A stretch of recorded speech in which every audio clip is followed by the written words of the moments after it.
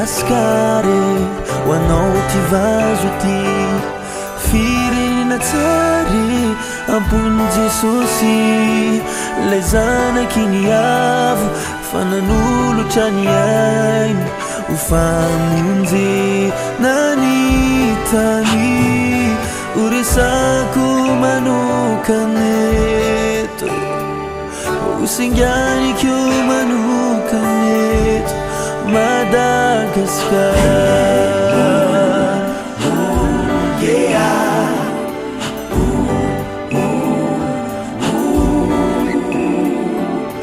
Madagaskary miorena te aza mitoreby rebeny satana fiavana agnatandrovy atsaroko ny ady mifankatiava ripianakavy fa fianakaviny raha isika ao amin'ny Kristy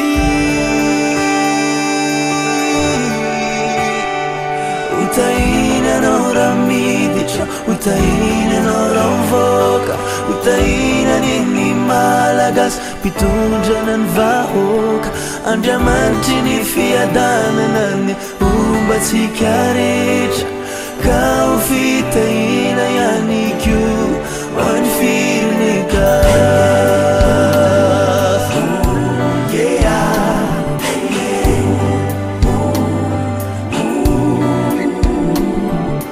Madagaskary miorena te aza mitoreby rebeny satana fiavana agnatandrovy atsaroko ny ady mifankatiava ripianakavy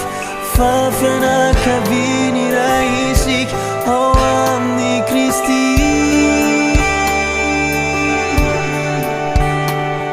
utainanao raha miditra utainanao raha mivoaka utainan'ny malagasy mpitondra ny vahoaka Andriamanitry ny fiadanana ombatsika rehetra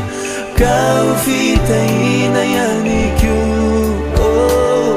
utainanao raha miditra utainanao raha mivoaka utainan'ny malagasy mpitondra ny vahoaka Andriamanitry ny fiadanana ombatsika rehetra ka ho fitahina ihany koa ho an'ny firenena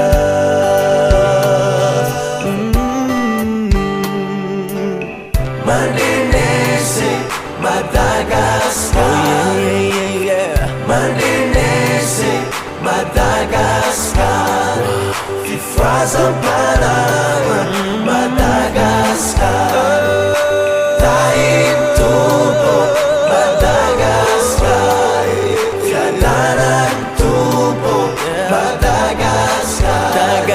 Madagascar Kristiwan Madagascar Madagascar Madagascar Kristiwan Madagascar